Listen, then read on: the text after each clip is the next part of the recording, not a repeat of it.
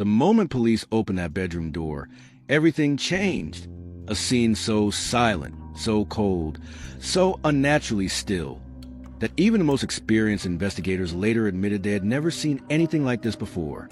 A promising life cut short. A daughter who had dreams, friends, and plans for tomorrow now lying lifeless, while the world outside continued unaware. The kind of moment where time slows, and a family's future is rewritten forever. But here's a question that still freezes blood to this day. Was Valeria Marquez killed by someone she trusted? Or is the real murder still out there, hidden behind a story everyone accepted too quickly? Imagine her last night. The laughter, the messages, the phone notifications, the final footsteps only she knew she was taking. Viewers will witness a timeline that doesn't sit right, statements that change, evidence that appears late, friends who avoid questions, a crime scene with answers that refuse to speak. This documentary, Unsolved, Valeria Marquez murder case, reveals every crack, every inconsistency, every moment that makes investigators, and now you, wonder the truth is still buried under silence. Why did witnesses come forward late? Why are digital records incomplete? Why does the timeline have missing hours nobody can account for?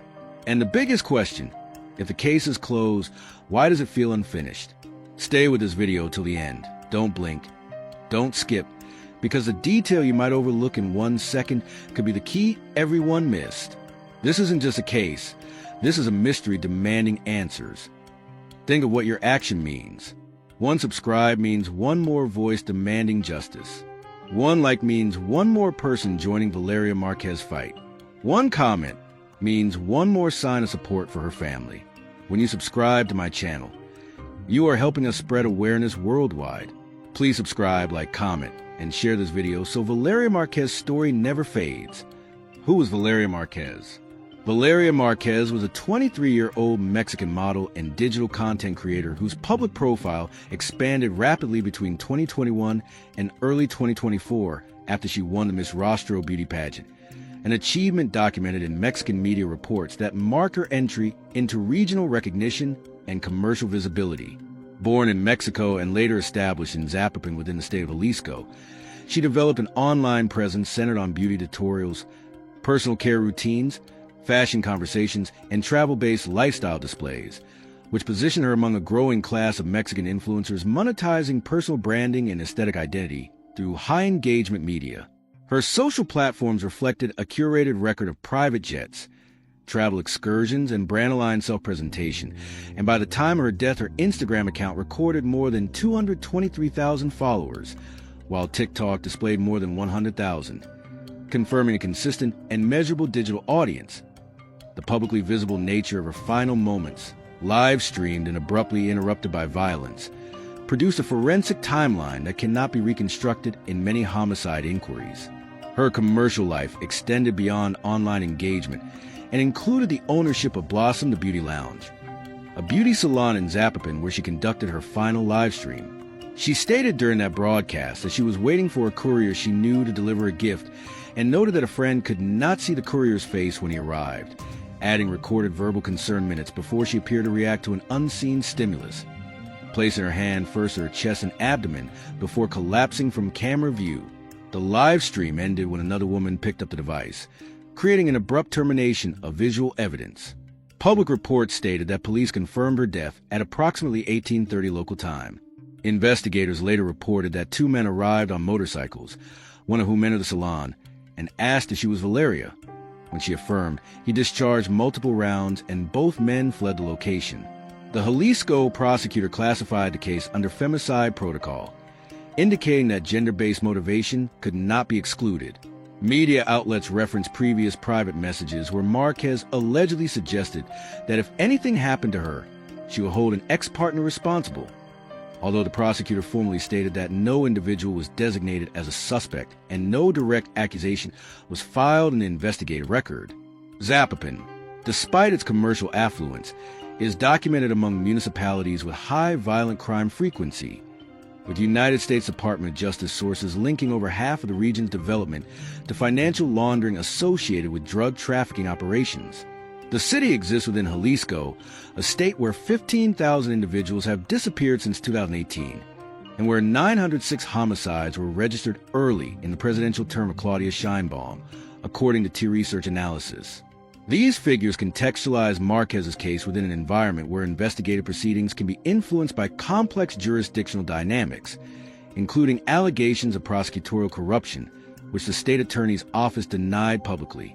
Valeria Marquez therefore existed not only as a public figure, but also as a business owner navigating a region historically affected by cartel activity, gender-based violence, and forensic case backlogs where approximately 90% of crimes are reportedly not investigated to full conclusion. Gender violence statistics published by ECLAC recorded Mexico at 1.3 deaths per 100,000 women in 2023, positioning her death within a measurable national pattern. This is my personal opinion.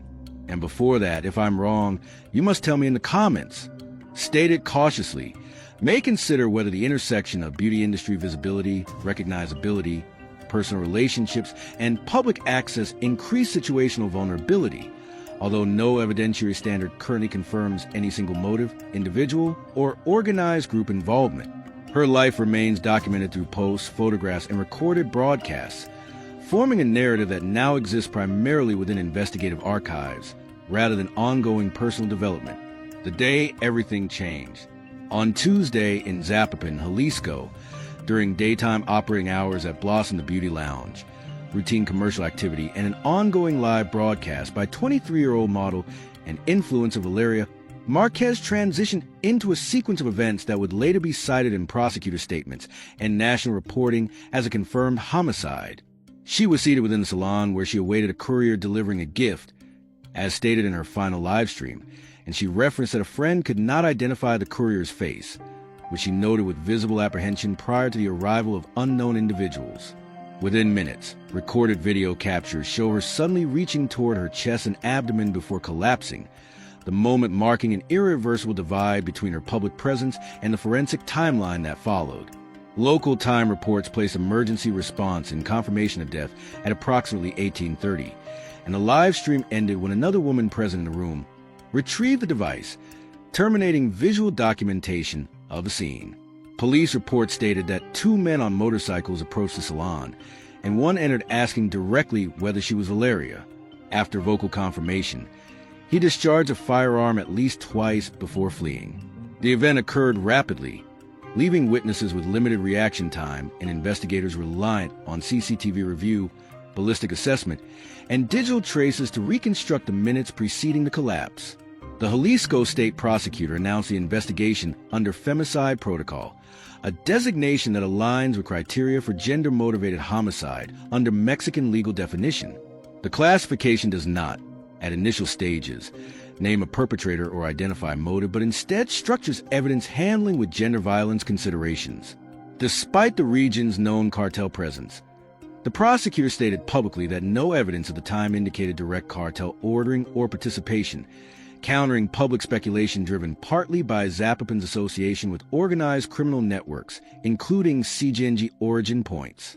The environment surrounding the crime was geographically positioned within one of Jalisco's most commercially developed municipal zones, a location that outwardly presents security, paved business districts, and affluent storefront networks. Public reporting has simultaneously acknowledged that more than half of real estate and commercial development in the area carries indicators of financial laundering linked to drug trafficking. Shootings have occurred previously in nearby shopping centers, and the same day Marquez died, former Congressman Luis Armando Córdoba Diaz was murdered 2 kilometers away, creating a temporal parallel that investigators could not ignore, even while asserting no verified evidentiary connection. During the hours following the incident, statements were taken from staff, accessible witnesses, and individuals connected to Marquez, including social media associates who interacted with her online shortly before the live stream ended. Reports highlighted archived messages where Marquez expressed concern about an ex-partner, remarking that if anything happened to her, she would hold him responsible. However, the prosecutor later clarified that the investigation file contained no direct accusations against any specific individual, noting that all statements, video recordings, and social media data were undergoing review without re-victimization and under principles of legality and impartiality. This is my personal opinion. And before that, if I'm wrong, you must tell me in the comments. stating carefully and without conclusion, considers whether her expressed worry regarding the courier's obscured identity signaled pre-incident awareness of potential risk.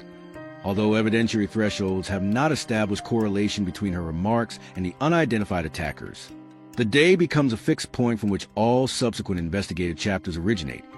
A public broadcast interrupted, a business setting transformed into a crime scene, and a timeline now preserved in prosecutorial files where motive is registered as unknown and confirmation of responsible parties remains pending as the inquiry proceeds. Crime scene discovery. The crime scene at Blossom the Beauty Lounge formed the primary evidentiary environment in which the investigation into the death of Valeria Marquez began. An interior layout, witness placement, and final camera angle from her live stream provided initial spatial reference for officials arriving shortly after 1830 local time.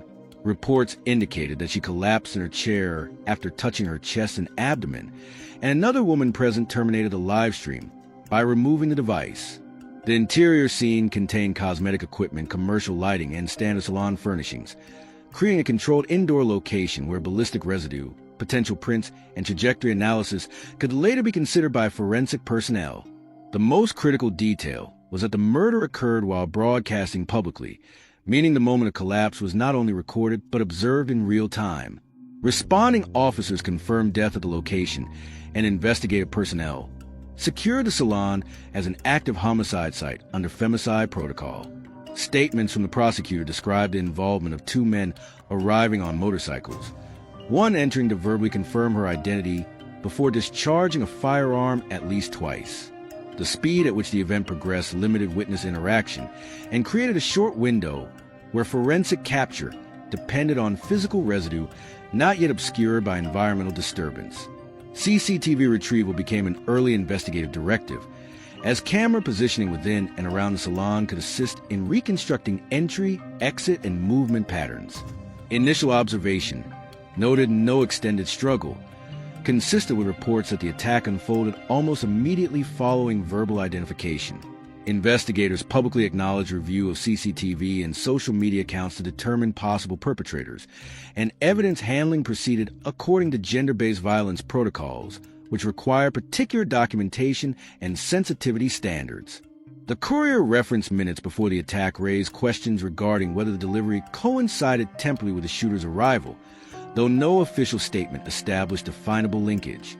Ballistic evidence, if recovered, would be expected to undergo caliber identification and potential comparison to known registries, though no public record confirmed a unique match or recovered weapon. The salon, located in an affluent commercial district, maintained characteristics of routine business operation, making the sudden transition into a homicide scene stark against its general purpose. The broader environment of Zapopan has been identified in reporting as a municipality where shootings occurred despite visible security presence, and real estate financing structures have been linked in over half of commercial development cases to laundering activity. These conditions position investigators within a jurisdiction of both high-profile crime and complex prosecutorial trust dynamics, as the state attorney office has historically been accused of cartel association, though publicly denying such claims. Digital evidence formed a distinct component of crime scene processing. The live stream, final verbal statements, and audience comments potentially circumstantially documented her perception of risk before collapse. Archived messages referenced by media included statements where she mentioned an ex-partner, noting responsibility should harm occur, although prosecutors stated explicitly that no direct accusations exist in the investigative file. Physical evidence within the salon, including spatial trajectory and any biological trace, will be relevant if present, yet no official statement confirmed the recovery of DNA, fingerprints, or conclusive ballistic linkage. This is my personal opinion, and before that, if I'm wrong, you must tell me in the comments. Can reasonably note with caution that the lack of extended interaction at the scene suggests premeditated intent by the shooter, whose first verbal line confirmed identity before firing. However, without suspect identification, weapon recovery, or motive confirmation, the crime scene stands mainly as the starting point of a case still dependent on video review, witness testimony, and eventual forensic correlation. The discovery moment therefore remains fixed in investigative sequence: a commercial room, a live stream interrupted, and an evidence field now preserve an ongoing analytical process. The first suspicions. The emergence of initial suspicion in the Valeria Marquez murder case developed not from physical evidence recovered immediately at the salon, but through statements, digital activity, and the contextual environment surrounding her death in Zapopan, Jalisco. As news of the shooting circulated, early discourse centered on the manner of attack. Two unidentified men arriving on motorcycles. One verified her identity verbally before firing multiple shots and fleeing. This specific operational pattern suggested a targeted killing rather than a spontaneous altercation, and investigators confirmed the case was being handled under the femicide protocol, meaning they believed the motive could be linked to gender-based violence. The fact that she was killed during a live stream, with concern expressed minutes earlier regarding a courier whose face was obscured, gave immediate rise to the possibility that she anticipated potential danger shortly before the attack. Public speculation began to focus on organized crime activity in Jalisco due to the region's history with the cartel Jalisco Nueva Generation, CJNG, which originated within the state. Reports acknowledge that Zapopan, despite outward commercial affluence, is among the most violent municipalities in Jalisco, with prior shootings reported even in secured commercial zones. However, authorities publicly stated that, at the time, no evidence directly connected her death to organized criminal groups, countering narratives that emerged on social media platforms within hours of the incident. Without immediate forensic confirmation or suspect identification retrieved from CCTV, investigators instead turned to witness accounts, digital traces, and last interactions preserved online. Attention also shifted towards statements referenced by media in which Marquez allegedly suggested that if anything happened to her, she would hold her ex-partner responsible. Although the public accessed these claims through archive posts, the prosecutor's office clarified that the official investigation file did not contain direct accusations against any individual. The absence of named suspect provided fertile ground for public assumptions, particularly in an environment where femicide cases often develop without rapid arrests.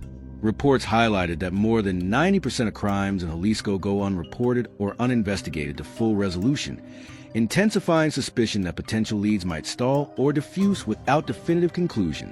Social media debates multiplied rapidly, drawing connections between Marquez's high-profile lifestyle, perceived wealth, and visibility. Her influencer status, documented through travel imagery, luxury settings, and a following exceeding 300,000 across platforms, introduced theories that resentment, personal dispute, or extortion could have contributed to a motive. Prosecutors, however, reiterated that evidence did not support organized criminal linkage, nor any specific personal perpetrator at the time of statements. The proximity of another high-profile killing, former Congressman Luis Armando Córdoba Diaz, murdered 2 kilometers away on the same day, added temporal tension, but did not yield investigative overlap. Within investigative circles, the early absence of a suspect produced dual lines of suspicion: interpersonal versus organized motive. The femicide designation emphasized gender-based possibility, while public reporting of previous private concerns toward an ex-partner established an informal narrative branch lacking evidentiary confirmation. CCTV retrieval became critical to determine whether the courier reference before her collapse was coincidentally present or functionally connected. Yet, no public information confirmed whether the courier was identified, questioned, or ruled out. This is my personal opinion. And before that, if I'm wrong, you must tell me in the comments. Presented cautiously, notes that the accuracy with which the shooter requested her identity suggests pre-knowledge rather than random confrontation, potentially aligning closer to personal targeting than indiscriminate violence. Still, without prosecutorial naming or weapon recovery, the first suspicions remain circumstantial reflections dependent on digital evidence, testimonies, and video analysis rather than conclusive forensic markers. In absence of suspect designation, the initial phase of suspicion stands defined by speculation, procedural caution, and unsettled investigative direction. Statements and contradictions.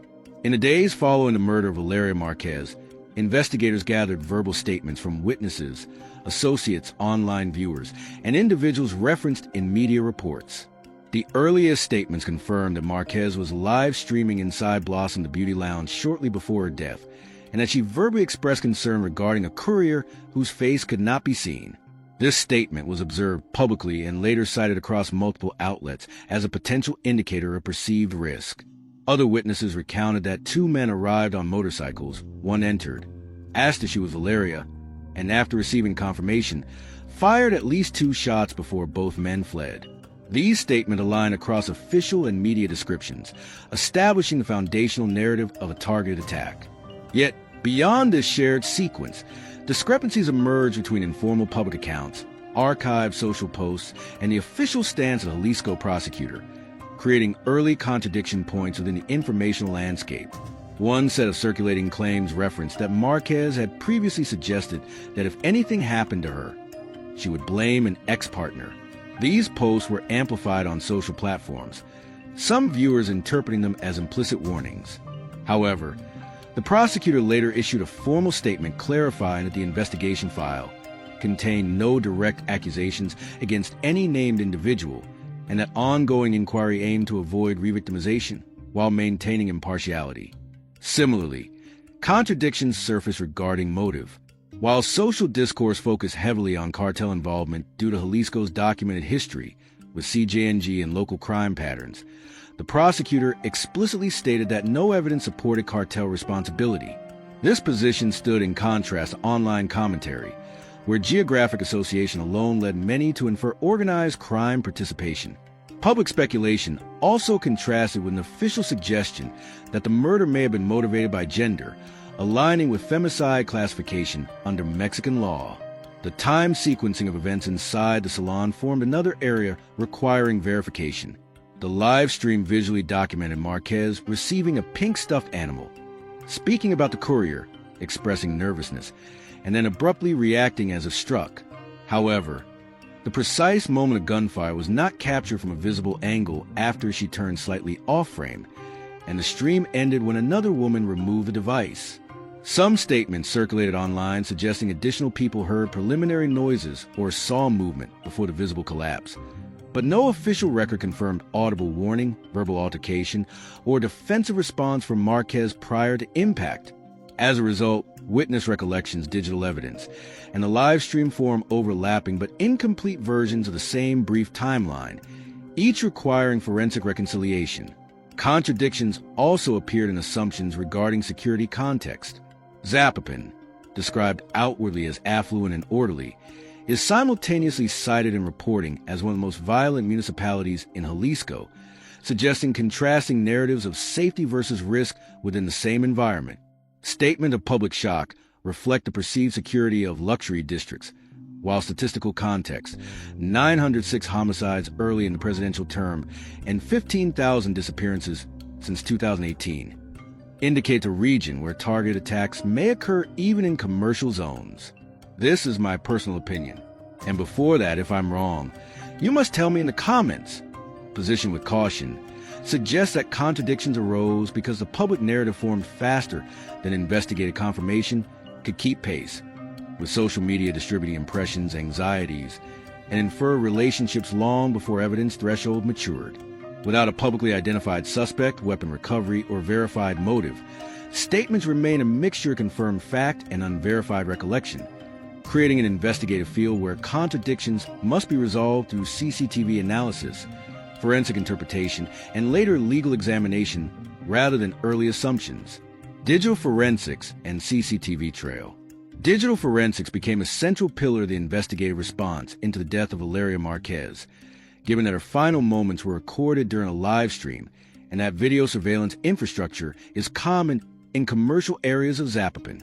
Investigators publicly confirmed that CCTV footage was being reviewed to identify the assailants who arrived on motorcycles, and that digital traces across her social media accounts were under analysis. Screenshots, comments, and archived live stream segments formed a unique body of potential evidence, as they documented her verbal remarks regarding a courier and her visible reaction immediately before collapsing. The recording captured her touching her chest and abdomen, then falling from frame, marking the visible endpoint before the stream was terminated by another woman present.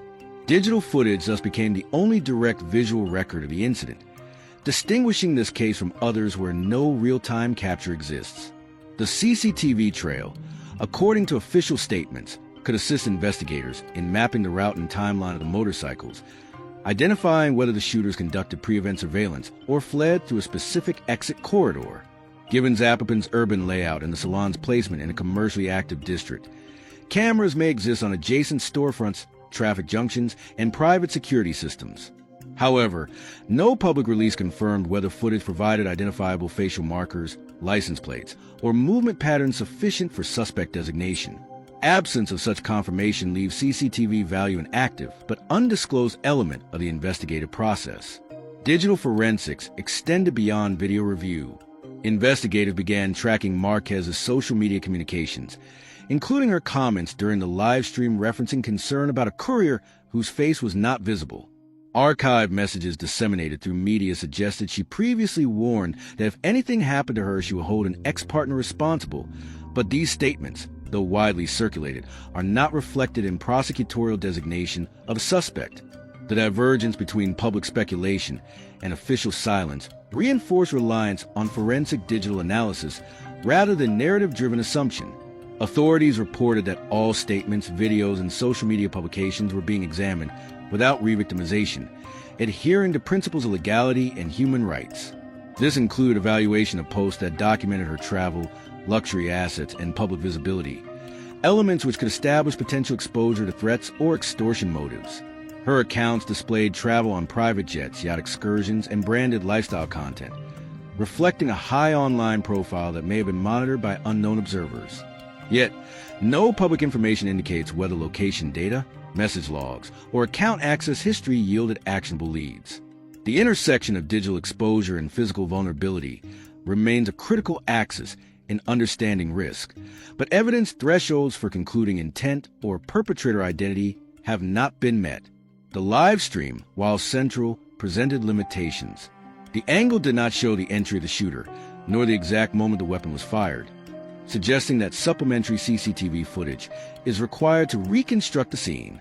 Audio quality may contain peripheral cues, but no official disclosure confirms gunshot detection or verbal content beyond recorded remarks. Forensic teams could analyze frame-by-frame segments for reflective movement or lighting changes, although environmental variables could limit clarity. Digital metadata, including timestamps, viewer interactions, and comment logs, may support time reconstruction. If investigators access device storage, internal phone records could reveal recent calls or message threads.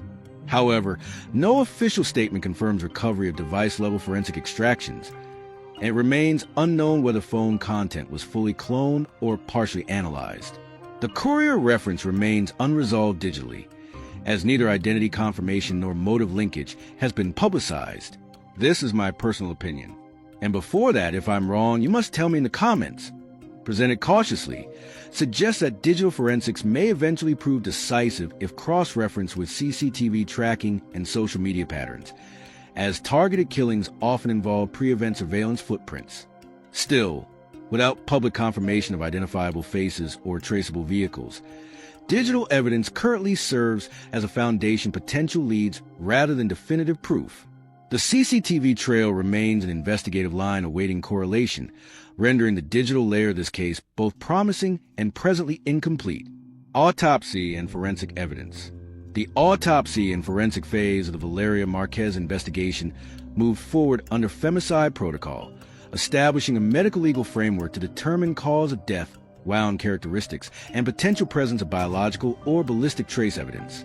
While public reporting confirms that she was shot inside her salon shortly after identifying herself to an unknown man, no detailed forensic report has been released specifying bullet caliber, trajectory analysis, or the number of entry and exit wounds beyond references to at least 2 shots. Autopsy in femicide cases in Mexico typically seeks to document type of firearm injury, bullet path, hemorrhage pattern, and time of death, along with clothing analysis to evaluate burn marks or gunpowder residue. Authorities confirmed her death at about 18:30 local time, indicating a rapid fatal outcome consistent with critical wound placement. The moment she clasped her chest and abdomen on live stream visually marked the probable timing of lethal injury, creating a rare instance where approximate time of death is visible in real time. Forensic teams likely inspected clothing for residue, yet no statement confirms whether gunshot residue (GSR) was detected. GSR tests, when conducted, may indicate fire in proximity, but indoor airflow, fabric absorption, or scene disturbance can reduce reliability. Public information has not clarified whether ballistic fragments were retrieved, whether bullets were removed during autopsy, or whether any ballistic comparison database was engaged. Without access to a weapon-bullet comparison cannot yet establish unique firearm linkage, and no recovery of shells or casings has been publicly confirmed, leaving the forensic dimension without the conclusive anchor that firearm analysis provides. The autopsy would also address whether she sustained additional trauma beyond gunshot wounds. However, available reporting presents no evidence of struggle, defensive wounds, or assault markers aside from firearm injury. The attack occurred quickly, reducing likelihood of prolonged altercation and limiting biological transfer opportunities, such as skin cell exchange or hair trace. If DNA swabs of clothing or surroundings were collected, results have not been disclosed, and degraded indoor surfaces or object handling before police arrive could impede clarity. Toxicology, as standard procedure, may have been conducted to evaluate presence of substances, although no information suggests intoxication, restraint, or sedation. The live stream displayed her alert and conversing minutes before collapse, indicating cognitive coherence immediately preceding injury. Scene forensics would involve blood pattern analysis to determine firing direction and distance, yet the camera angle does not show impact location, and investigators have not released photographs or trajectory diagrams. The absence of visual capture of the shooter means forensic reconstruction depends on physical scene mapping rather than direct footage of the discharge. Femicide protocol requires examination for gender-based indicators, including whether threats, harassment, or prior reports exist. The Jalisco prosecutor confirmed that her file held no formal complaints requesting protection, despite widely circulated public messages referencing an ex-partner. The absence of formal documentation reduces evidentiary weight of digital statements unless corroborated by device extraction or witness confirmation. Ballistic analysis remains crucial, yet unresolved. Without retrieval of the firearm, forensic laboratories cannot perform rifling pattern comparison or establish a match. Firearm caliber, if inferred from wound morphology, would remain an estimate until projectile retrieval. The recovery of spent casings can enable ejection mark comparison to known weapons, but no statement confirms such evidence. This is my personal opinion. And before that, if I'm wrong, you must tell me in the comments. Offer with caution observes that the precision of the shots and immediate fatal result may indicate familiarity with firearm handling, although this assumption cannot replace forensic conclusion. The controlled indoor environment could have preserved ballistic trace had investigators arrived quickly, yet contamination risk rises with movement of personnel, medical responders, or secondary contact. With no confirmed DNA match, no weapon, and no ballistic registry integration reported, the autopsy and forensic layer currently establishes cause of death but not culprit identity.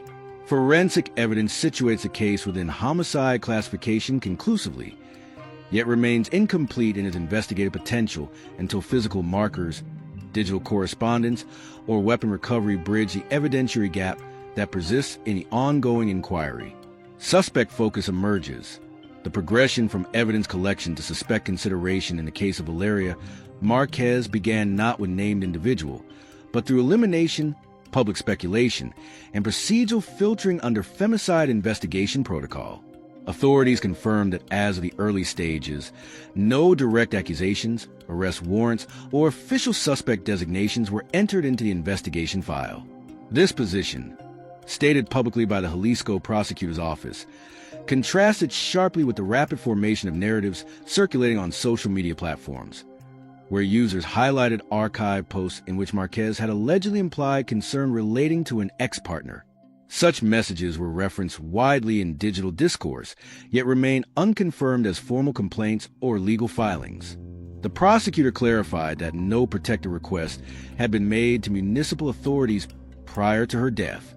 The absence of declared suspect despite public fixation on potential personal connections created a vacuum where theories accelerated faster than investigative confirmation. Initial suspect focus therefore emerged indirectly, shaped by contextual factors rather than naming. The method of attack, two men arriving on motorcycles, verifying her identity verbally, firing at least twice, then escaping, indicated premeditation rather than opportunistic violence. Investigators reported reviewing CCTV to trace direction of entry and exit, but no public detail confirms whether the motorcycle route yielded identifiable markers. If captured clearly, trajectory analysis could narrow the pool of possible perpetrators, but officials have not released findings, preserving investigative discretion. Speculation regarding cartel linkage surfaced immediately due to Zapopan's history with CJNG and high-profile criminal incidents. However, the prosecutor stated that no evidence supported cartel involvement. This statement redirected attention toward gender-based motive, aligning with femicide classification parameters. The classification signaled recognition that violence may have been driven by gender-based animus rather than financial or territorial intent. Still, absence of forensic markers tying any individual to the weapon delayed the transition from general suspicion to targeted inquiry. Digital behavior also shaped suspect focus. Live stream data captured her visible unease regarding the courier, who delivered a stuffed animal shortly before the shooting. She stated that her friend could not see the courier's face, raising possible relevance. Yet no official record declares whether investigators identified, interviewed, or ruled out the courier. Without confirmation, the courier remains a factual presence but not a designated suspect. The woman who ended the live stream by taking the phone acted as a responder rather than participant in the incident, with no reporting indicating suspicion directed toward her. The central gap remains. Those who entered with lethal intent have not been publicly identified, though the precision of their question, "Are you Valeria?" implies pre-existing knowledge rather than accidental encounter. Theories developed along two principal lines: interpersonal dispute versus targeted external execution. The interpersonal branch stems from archived statements referencing an ex-partner, though unsupported by legal filing. The external branch derives from geographic criminal context and operational style of attack. Authorities, however, maintain no confirmed link to organized crime and no named individual under accusation. Investigative strategy likely prioritizes cross-referencing digital data, CCTV, ballistic analysis, and communication logs. If the shooters conducted pre-incident surveillance, digital footprints, such as phone tower pings, location data from accounts, or message exchanges could eventually surface. The fact that the killer requested confirmation suggests knowledge of her appearance and schedule. Whether this knowledge originated from personal proximity or external monitoring remains unresolved. This is my personal opinion. And before that, if I'm wrong, you must tell me in the comments. Stated cautiously, proposes that the absence of early suspect naming may reflect insufficient forensic anchoring rather than investigative stagnation. The deliberate nature of the attack suggests familiarity, but presence of organized crime in the region renders random external commissioning theoretically possible. Without weapon recovery, facial identification, or corroborated digital linkage, suspect emergence remains inferential rather than formal. The investigative trajectory therefore proceeds on parallel paths: personal history evaluation and criminal pattern analysis, until a tangible evidentiary lead elevates one hypothesis to actionable status in legal terms. Motive theories. The search for motive in the Valeria Marquez case developed through layered interpretation rather than declared evidence, as investigators released no official conclusion identifying why the attack occurred. Under femicide protocol, motive evaluation must consider gender-based aggression, personal conflict, financial dispute, and potential involvement of organized groups, though public statements indicate that no direct connection to cartels has been established. This left motive theorization largely supported by contextual indicators, social records, and crime pattern analysis rather than confirmed forensic linkage. Gender-based violence remains a documented issue in Mexico, with ECLAC reporting 1.3 deaths per 100,000 women nationally in 2023, situating the crime statistically within an environment where aggression toward women is not anomalous. The fact that Marquez publicly speculated about being kidnapped moments before collapse introduced an unsettling precursor to her death, though this statement alone does not confirm motive. The first motive theory, widely circulated in online communities, concerns potential interpersonal conflict. Archive posts referenced by media suggested Marquez indicated that if anything ever happened to her, she would blame an ex-partner, although this narrative captured public focus. The prosecutor stated that the investigative file does not contain direct accusations. and there is no municipal record of her requesting assistance related to threats. Absence of formal reporting weakens evidentiary weight of the claim. Yet the existence of such statements gives personal relationship motive continued prominence in public speculation. If interpersonal dynamics were involved, digital message records or testimony could later corroborate this line, but no such confirmation has been disclosed. A second theory considers gender-based targeting unrelated to intimate relations, but stemming from public visibility, online influence, or perceived autonomy. Investigators classified the case as femicide, a legal designation acknowledging potential gender-motivated harm. This does not confirm motive, but enables forensic approach under gender violence standards. Femicide classification also aligns with national statistics, showing high rates of violence against women, and several cases have historically involved public figures or women in visible professions. Whether visibility itself heightened risk remains a theory lacking conclusive evidence. But her online profile, lifestyle displays, and business ownership suggest motive could originate from target resentment or opportunistic aggression. A third motive theory examines organized crime context. Jalisco is a documented center of cartel activity, and Zapopan specifically has been linked to laundering operations and frequent shootings. However, prosecutors directly stated that no evidence supports cartel involvement. The precision of the attack, motorcycles, rapid execution, immediate escape, resembles patterns observed in professional hits, yet such operational style alone cannot establish cartel responsibility. Geographic coincidence does not satisfy legal threshold for motive classification, particularly without ballistic registry match or identified suspects. The killing of former Congressman Luis Armando Córdoba Diaz 2 kilometers away the same day intensified speculation, but officials have not linked the cases. A fourth theory surrounds potential extortion or financial targeting, derived from Marquez's public display of wealth and social influence. Her Instagram featured private jets, yachts, international travel, and beauty business ownership, potentially portraying resource access attractive to criminal intent. However, no evidence confirms that she reported extortion attempts or financial threats, and no communication logs have been publicly detailed. Without ransom demand, property loss, or financial trail, this theory remains unanchored. Finally, a courier connection theory remains unsettled. Moments before the attack, Marquez stated her friend could not see the courier's face, raising questions about delivery timing. Whether the courier was present coincidentally or served as reconnaissance is unknown. No public update confirms if courier identity was traced or cleared.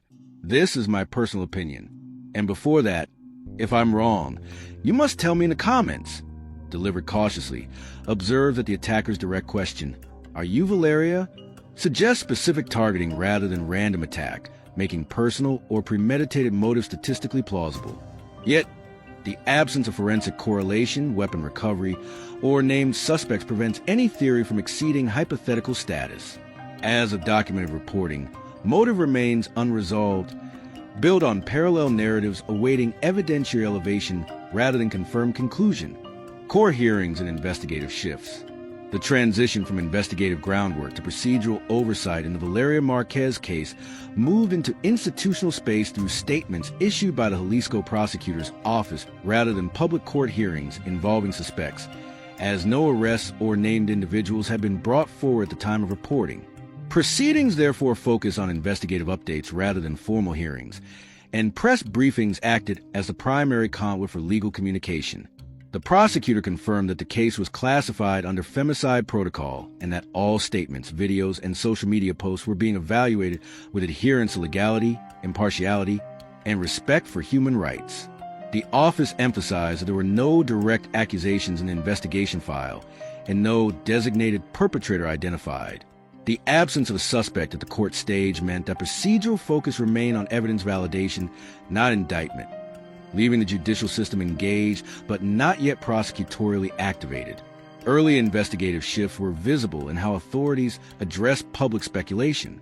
Questions surrounding cartel involvement were directly refuted by official statements noting no evidence linking the murder to organized criminal groups. This clarification redirected investigative attention toward gender-based motive assessment and interpersonal context exploration. Simultaneously, Messaging highlighted review of CCTV footage and digital forensics to identify attackers who arrived on motorcycles and confirm her identity verbally before shooting. As evidence progressed, no announcement confirmed retrieval of ballistic matches, weapon recovery, or positive identification from video analysis, indicating investigative progression without decisive outcome. Institutional discourse emphasized impartiality. The prosecutor's office reiterated that the investigation was developing under judicial and forensic standards designed to avoid re-victimization. Statements also noted that gender-based protocol governs evidence handling, requiring analysis of relationship history, prior messages, and threats where documented. Yet reports confirmed that the municipal office held no record of Marquez requesting assistance or reporting threats, despite media references to messages in which she allegedly warned that if she were harmed, she would blame an ex-partner. This contrast between public narrative and institutional documentation generated procedural distance, as the absence of formal complaint limited weight on personal suspicion lines. Court-related communication also integrated statistical framing. References to homicide rates, disappearance numbers, and crime underreporting contextualized investigative demand within a region where more than half of commercial development is associated with financial laundering and where violent crimes frequently remain unresolved. Public updates indirectly acknowledge limits of investigative capacity in high-crime zones, especially where firearm recovery and suspect identification remain elusive. Within this procedural landscape, hearings focus less on defendants and more on confirming investigative direction, reinforcing the unresolved nature of the case. Investigative shifts develop gradually. The initial emphasis on determining whether cartel involvement existed transitioned toward verification of interpersonal threats, courier identity, and digital trail reconstruction. The courier mentioned in the live stream remained a point of inquiry, though no public outcome confirmed his involvement or clearance. With no arrests, formal hearings to evaluate detention eligibility or to present evidence before a judge have not been reported. Instead, procedural discussion occurred through prosecutorial briefings outlining ongoing work rather than courtroom confrontation. Authorities stated that all video material, including live stream footage and CCTV recordings, was being reviewed. If frame analysis or external camera capture yielded identifiable markers, such data has not been disclosed publicly. Closed court forensic progress, if underway, remains confidential until prosecutorial threshold is met. Mexico's femicide framework requires substantial evidence for suspect designation, including correlation between motive indicators and physical or digital linkage. This is my personal opinion. And before that, if I'm wrong, you must tell me in the comments. Applied cautiously, suggests that investigative shifts demonstrate systematic method rather than stagnation, with authorities prioritizing narrowing fields of suspicion before court engagement, with no suspect present. The judicial phase stands in anticipation rather than active litigation. Future hearings would emerge only when digital forensics, CCTV enhancement, ballistic recovery, or testimony identifies a subject with evidentiary basis strong enough for indictment. Until then, the court exists as a procedural stage awaiting activation, and investigative movement continues within internal case files rather than public trial proceedings. The case remains in a state where institutional focus is active, but judicial confrontation has not yet materialized due to the absence of verified perpetrator. Social media reaction and public pressure. Social media platforms became the primary arena for public reaction following the death of Valeria Marquez, and the speed at which commentary expanded surpassed the pace of formal investigative disclosure. Within hours of the incident, clips from her final live stream circulated across TikTok, Instagram, and news outlets, prompting audience discussion about her last words, her visible worry regarding an unidentified courier, and the abrupt moment in which she touched her chest and collapsed. Users began constructing timelines independent of official reports, often combining verified observations with unconfirmed speculation. Screenshots of posts in which she allegedly stated that if anything happened to her, she would blame an ex-partner were shared widely, despite the prosecutor clarifying that the investigation file contained no direct accusations and that investigators had received no formal complaints filed by Marquez requesting protection. The immediacy of public interpretation created a narrative atmosphere in which online consensus appeared to form faster than evidentiary conclusions. Public engagement was driven not only by emotional response, but also by visibility. Marquez maintained more than 223,000 followers on Instagram and over 100,000 on TikTok, meaning her death reached a demographic familiar with her lifestyle content, beauty tutorials, and travel posts. Influencer peers reposted images, expressed condolences, and demanded clarity. Hashtags related to her case trended regionally, and news outlets amplified online mourning. Several users argued that her final live stream might contain overlooked visual cues, prompting independent frame-by-frame analysis by viewers who slowed video segments, searching for shadows, reflections, or audio anomalies. This online dissection produced contradictory interpretations. Some insisted her comments regarding the courier implied pre-existing fear. Others argued she appeared generally conversational rather than visibly distressed until a moment of impact. Public frustration heightened when no suspects were announced and no arrests followed initial investigation steps. Female activists referenced national femicide statistics, calling for accountability under gender violence frameworks. Comments demanded transparency on CCTV retrieval, courier identification, and ballistic progress. Journalists requested updates regarding whether forensic analysis yielded DNA, GSR presence, or weapon information, but no such details were released publicly. This absence of public-facing developments generated impression among some observers that the investigation was stalled, although authorities reiterated that analysis was ongoing and required procedural time. Online petitions call for intensified investigative resources, while discussion forums archive case developments chronologically to maintain pressure. Marquez's digital visibility contributed to sustained attention. Her travel photographs, salon branding, and luxury imagery circulated alongside crime reports, creating a juxtaposition between aspirational lifestyle and abrupt homicide. Some public voices framed her death within broader discussion of violence against women in Mexico, noting that gender-based murders remain common and many cases lack resolution. Others question whether influencers face heightened scrutiny or risk due to publicly accessible schedules and identifiable locations. News media aggregated social reaction, integrating trending commentary into reports and referencing online narratives alongside official statements. This dual information flow created an environment where public perceptions sometimes diverged from legal reality. While online users presented potential motives, investigators refrained from confirming any hypothesis without evidence. The prosecutor emphasized impartiality, legality, and non-revictimization, signaling priority to prevent digital judgment from substituting due process. This is my personal opinion. And before that, if I'm wrong, you must tell me in the comments. Stated cautiously, suggests that public involvement may function both as pressure and support, maintaining visibility that can encourage investigative continuation while simultaneously risking misinformation that complicates case narrative. Social networks preserve memory, discussion, and collective expectation for justice, yet without confirmed evidentiary advancement. Public pressure remains energetic rather than transformative.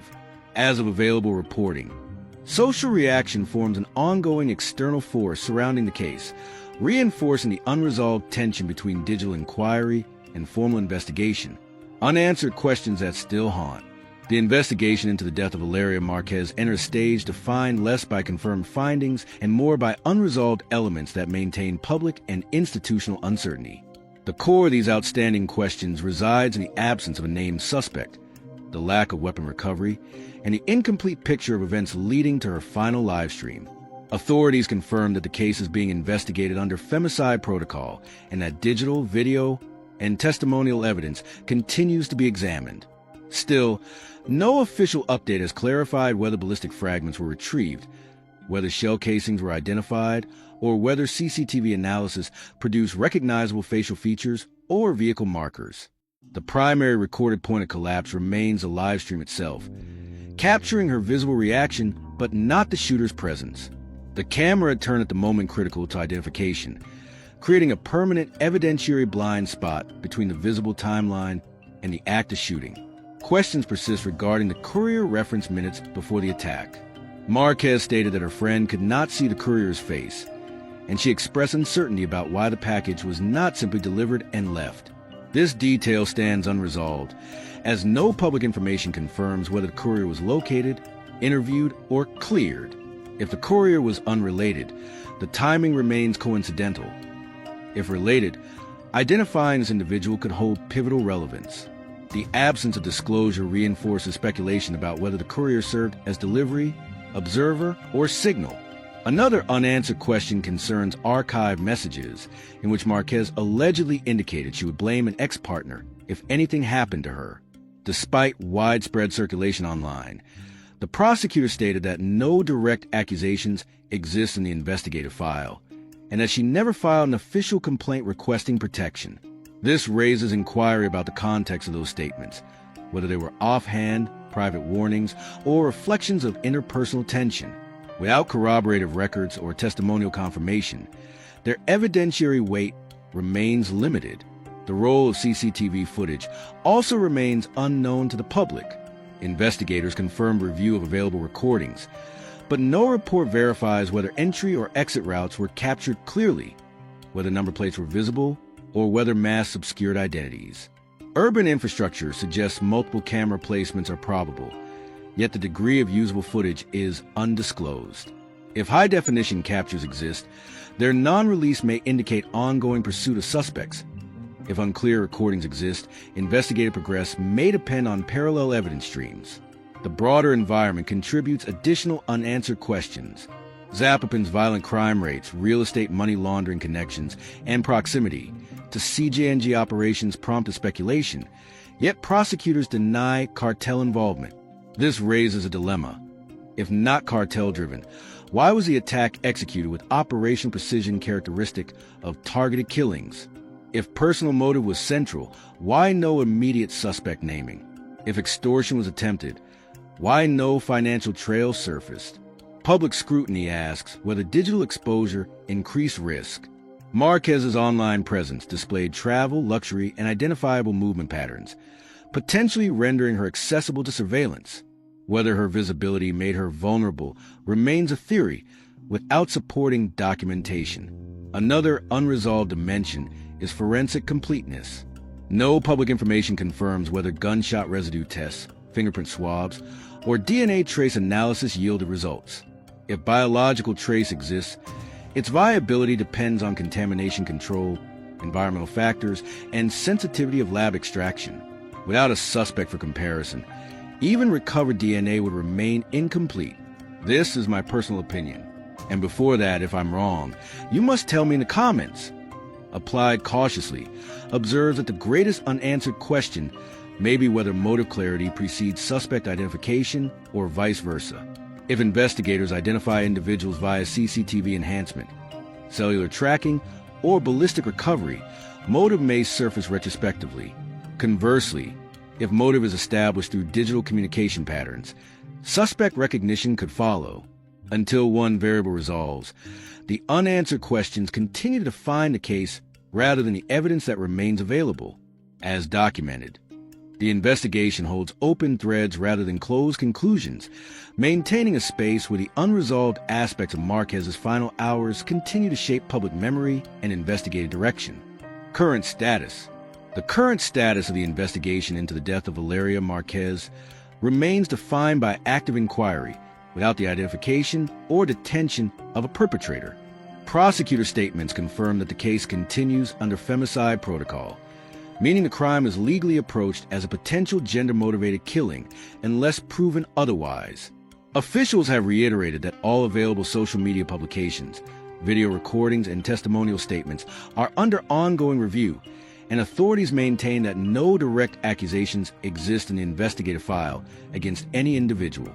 No arrest has been conducted to date, and no indictment has been filed naming a suspect. Despite global visibility, millions of video impressions, and widespread digital discussion, the case stands publicly without a confirmed assailant, mode of determination, or prosecutorial designation. Investigative efforts continue to rely on CCTV extraction, digital footprint analysis, and forensic consistency checks. Public reporting states that authorities are reviewing security footage related to the two men who arrived on motorcycles and fled after verifying her identity, though no disclosure confirms whether enhanced footage produced identifiable markers, such as vehicle registration, gait analysis, or facial recognition data. Analysts maintain that such material, if sufficiently clear, could theoretically support a future arrest, but absent public confirmation, the evidentiary status of CCTV remains internally held by investigators. Without access to the weapon used in the attack, ballistic comparison remains incomplete, further limiting courtroom-ready progress. Digital evidence remains a central asset, but still inconclusive in open-source understanding. The live stream records her final visible moments, yet it does not capture the shooter directly. Social platforms preserve her voice, noting unease regarding a courier whose identity has not been publicly established. Metadata, message history, and device extraction, if carried out, are not disclosed publicly, and prosecutors have not confirmed whether communication logs produce meaningful leads. Questions persist regarding whether timestamps from phone records, comment logs, or location tracking provided investigative direction. Government officials have responded periodically to public scrutiny, affirming legality, impartiality, and non-re-victimization in evidence handling. The office has also addressed public speculation by stating that no proof links organized criminal groups to the murder, countering narratives that form quickly across networks due to Zapopin's known crime context. This position redirects current status framing into a procedural zone where motive is not declared and investigative bandwidth is distributed across multiple theoretical branches. Personal, gender-based, opportunistic targeting, or circumstantially unrelated coincidence. The absence of prosecutorial updates reinforces both investigative privacy and public frustration. Civil response continues through memorialization, petition activity, and social advocacy emphasizing broader femicide issues in Mexico. Activists, journalists, and online communities call for resolution, citing national statistics and the frequency of unresolved cases. Influencer communities continue referencing her death to highlight risks faced by women in public spaces and visible professions.